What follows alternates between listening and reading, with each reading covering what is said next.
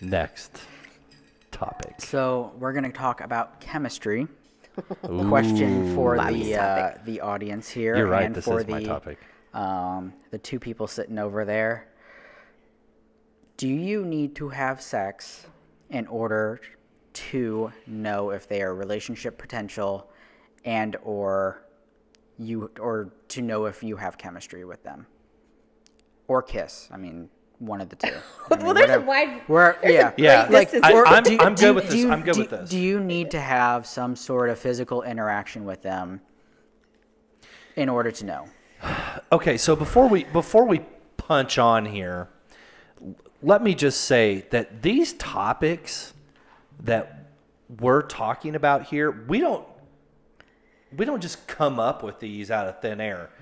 These come to us from direct messaging, comments on multiple platforms of social media, and Sorry, was making noise over these here. topics are coming from you. So by all means, right here in the video, write a comment, send a direct message, because we're paying attention. So, interesting. I want you to answer first because I actually think I need to think about my answer. Yeah. So, my love language is physical touch. Mm-hmm. And if someone, you know what? I'm going to do it. So I'm dating someone right now. That just kind of got figured out over the weekend.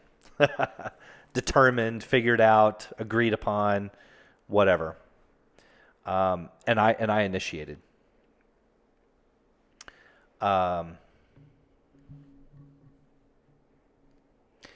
If she said, I will not have sex with you, I would be fine with it. 100%.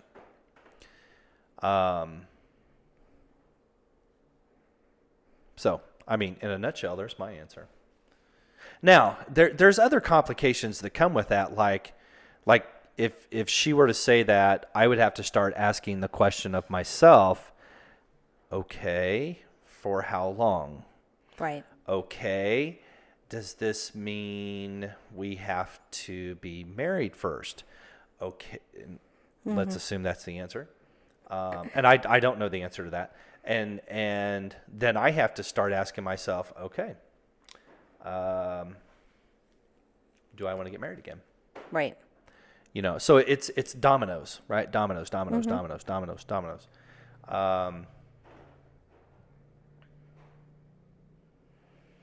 What is your answer? So I'm dating differently today than I have in the past. Again, I've had a long time, and I've had some relationships in there, but I've been in the dating world now for a long period of time, and I am much more dating with intention today than I ever have in the past. And so I'm dating differently. And one of the commitments that I made to myself, one of the boundaries that I set, and listen, this took a lot of self-talk because I am a strong, independent, very sex positive woman, but I also had to recognize what works for me and what doesn't work for me. And I just had to level with myself that as much as I am in so many ways in my life, I'm the cool girl, I love hanging out with the guys, like I get it, I get male humor, and I just want to kind of be okay with things, that it did not feel good for me to have sex with somebody that didn't belong to me. It did not feel good to me to have sex with someone and see them the next day on a dating app looking for the next woman to have sex with. And that was a hard reality for me because that is not a cool girl stance whatsoever. But it was a stance that was right for me. And so today I have made the decision that until we have made an agreement that we are dating mutually exclusively, there just will not be sex. There just will not be, because it doesn't work for me. It doesn't make me feel good. And even though the sex may feel good in that moment, I don't feel good afterwards. So will I go into a relationship without having sex with a person? Yes. In fact, that is the way I'm dating today.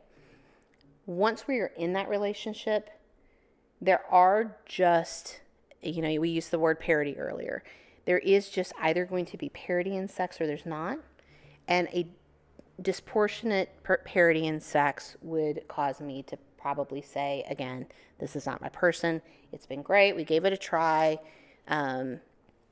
However, we're probably not right to move forward together. All right, so by request of Sexy is your middle name. by request of our two co-hosts over there, they want to talk about this topic. They're excited. It was it's way true. more Bobby than me. It's true because Mom. you and I share this energy. It was way more Bobby than me, Mom. It's not true. Yeah, you guys just let your We parents share know. this energy, so let's do this. Let your parents know, that Mom and Dad, you know, not sorry. this Such isn't- a bad influence. This isn't normal. This isn't normal for either of you, I'm guessing. Well, All right, lay it on us, Ian. all right, so how do you handle it, or do you care, when your new love interest expresses that they like kinky sex? You're going first. Oh, We're going to struggle getting hosts on the show. Yeah, we're going to If you scare just- everybody away. Yeah, if you keep throwing them Look, under this the bus. isn't a big my name's deal. Angela Haldeman. This I'm the isn't a new big host deal. of Undateable. This isn't a big deal. It isn't a big deal? Is that what you said? I don't think so. Mm-mm. No. So to This me, is easy. This is easy topic. People think it's hard, but it's not. So to me, it depends upon how new the love interest is. So there's a definite part of me that wants to make, and I don't want to take this too serious, but I want them to know me before they are like asking questions about like my nipples, right? Like I want them to know I like at least rattle off one of my children's names before you like want to ask me questions like that, right? So they need to know you. I want them to know me. They have to Like I really want them to be genuinely know you. interested and I'm down legitimately with that. interested in me. Yeah. Once you've Absolutely. established that, if this was a requested or rejected, I mean, like, listen, it's requested because the last thing I want. I mean, I'm a professional woman. I'm a mom. I have a living, mother. I've got family. I'm, whatever. But at the end of the day, I want sex to be fun. I want it. And I want it to be good and I want it to be fun. And if somebody is experimental, bring it on. Like, tell me what it is that's going to make you happy and let's give it a go. And if it doesn't work for me, I'm bold enough that I'm going to say, like, hey, listen, that didn't work for me, but let's try the next thing. So, yes, bring it All on. right. So the gerbil in my head, the wheel is spinning so fast, it's smoking. Great choice of animals. So the gerbil. Oh my gosh, I totally did that to I myself, cannot didn't believe I? you chose that I animal. can't believe I did it either. All right, well, enjoy that laugh. All right, so first of all, let me say this. Under the sun, whatever kinky thing that you thinking is special or new or unique, or that you're afraid to ask your significant other for, it's already been done. It's already been thought about. It's already been discussed. It's been done a million times over millennia. Absolutely. So take a deep breath, capture your Zen moment, go to your special person, and with calmness and with humbleness, say to them, love, I want to talk to you. And don't just look them in the eye, look them in the soul. Right. Because there's always the person that initiates. And I'm going to say something, when it comes to this topic, it's not a male-female thing. Angela, it's not. Well, I'm wondering where And let you're me going. tell you something. There's a lot of women probably watching this right now that are like, oh, I'm a girl and I can't. No, it's 50-50. Oh, yes, absolutely. And you know what? I'm not even going to say 50-50. It's 60-40. Women, probably. 60% Yeah. women. Because men are afraid to say it, I actually think. Yeah.